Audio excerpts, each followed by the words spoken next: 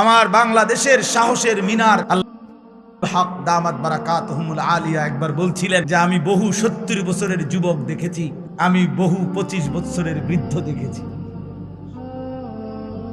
উনি বলছিলেন এই কথাটা যে আমার জীবনে আমি বহু 70 বছরের কি দেখেছি, যুবক, অর্থাৎ চেতনায় কি যুবক, আর 24 বছরের বৃদ্ধ, বয়স মাত্র 20-22, শৈল চলে না, কি আজ্ঞায় না ফিচ্ছায়, হ্যাঁ বুঝা যায়, নাফরমান গুনাহ করতে করতে কোমর নাই, সাফা সুফা ভিতরে ঢুকিয়া অপদার্থ কি আসে না, ফিচ্ছায় না, আজ্ঞায় বুঝা যায় না, হ্যাঁ না, জান চলে না, যাই ভাল লাগে না, শরীরে কিচ্ছু না, ওই বেডি চাইয়া শেষ করে লেগেছে, যে অসভ্য যে চরিত্র নষ্ট করে দিছে। হ্যাঁ, এই জন্য জওয়ান, ইনশাআল্লাহ তোমরা হিম্মত করো, আগামীর পৃথিবী ইমানদারের পৃথিবী, ইনশাআল্লাহ আগামীর পৃথিবী, সারা পৃথিবীতে আলহামদুলিল্লাহ ইসলামের বিজয়, সারা বিশ্বে আফগানে কালেমার পতাকা উঠছে, সিরিয়ায় ইমানদারের বিজয় হয়েছে, এই মুহূর্তে ফিলিস্তিনের গাজাতেও যুদ্ধ বিরতি দিয়ে তারা ইসরায়েলে ফিরে গেছে। হ্যাঁ, ইসরায়েলে যুদ্ধ বন্ধ আছে, কার নামাইতে বাধ্য হয়েছে। অতএব পৃথিবীর সব জায়গায় জালেমের মাথা নিচে, মজলুমের মাথা উঁচা হয়ে আছে। এটা প্রমাণ করে ইনশাআল্লাহ আগামীর সময়টা ইসলামের সময়, কোরআনের সময়। সেদিন এখন যদি চরিত্রবান হও, ইনশাআল্লাহ কাজে লাগবে। আমার বিচারের ময়দানে আল্লাহ পাকের সামনে দাঁড়াইতে হবে না এমন না, কাজে কোনো সংখ্যা, সফলতা কিংবা ব্যর্থতার মাপকাঠি না। 10 লাখ 10,000 এটা কোনো বিষয় না, বিষয় হলো আল্লাহ তাআলা গ্রহণ করলেন কিনা, আল্লাহ তাআলার কাছে কবুল হলো কিনা। তাইলে এই জন্য আমি বলতে চাই, আসলে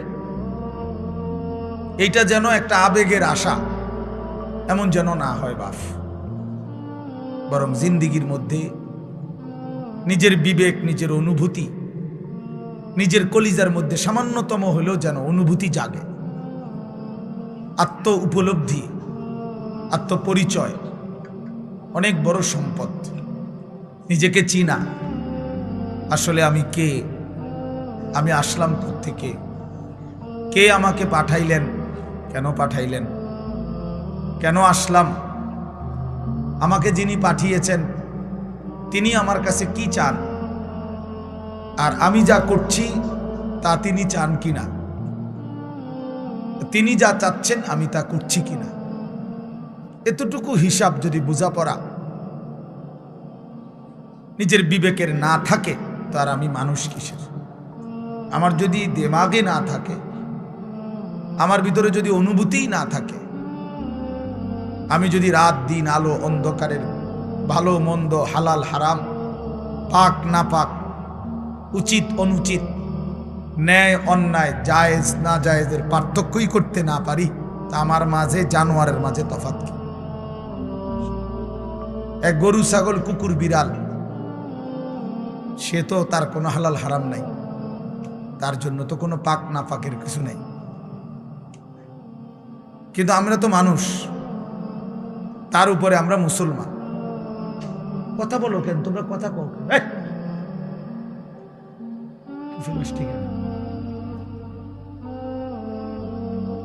তো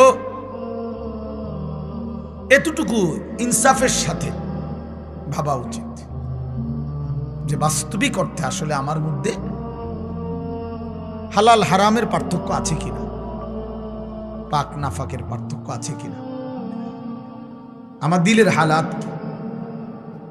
নবী সাল্লাল্লাহু আলাইহি ওয়াসাল্লাম বলেন, ইজা সাররাতকা হাসানাতুকা ওয়া সাআতকা সাইয়্যাতুকা ফাআনতা মুমিন।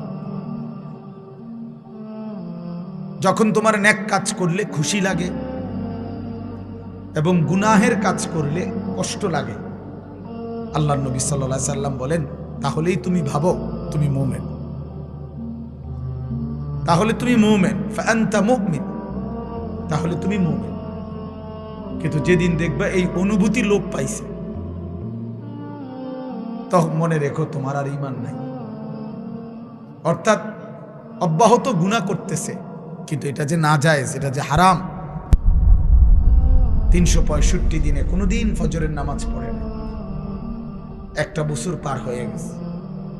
আজকে 20 বছর ব্যবসা করে, প্রতিদিনই মিথ্যা কথা বলে, প্রতিদিনই ওজনে কম দেয়, প্রত্যেক দিনেই হারাম রোজগার করতেছে, অথচ কোনো অনুভূতি নাই, ভালো মন্দের কোনো পার্থক্য নাই, হালাল হারামের কোনো পার্থক্য নাই,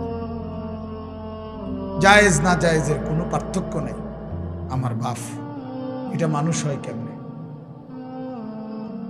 এটা মানুষ হয় কেমনে?